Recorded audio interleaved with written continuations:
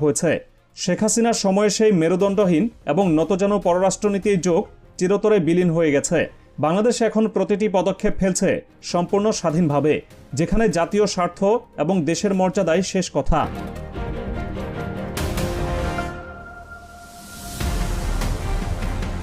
এই জ্বলন্ত উত্তেজনার মধ্যেই যুক্ত হয়েছে বহুল আলোচিত তিস্তা নদীর পানি বণ্টন ইস্যু এবং প্রবল পরাক্রমশালী চীনের সরাসরি সম্পৃক্ততা। দশকের পর দশক ধরে ভারত তিস্তা চুক্তি নিয়ে চরম টালবাহানা করে আসছে।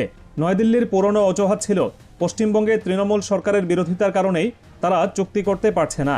কিন্তু এখন সমীকরণ সম্পূর্ণ ভিন্ন। ভারতের কেন্দ্রে এবং পশ্চিমবঙ্গের রাজ্যে দুই জায়গাতেই এখন কট্টরপন্থী বিজেপির সরকার।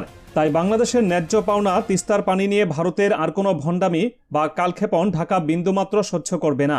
ভারত যদি এবারও পানি চুক্তিতে ব্যর্থ হয়, তবে বাংলাদেশ নিজেদের অধিকার আদায়ে অন্য পথ বেছে নেবে এবং ইতিমধ্যে সেই পথ উন্মুক্ত হয়ে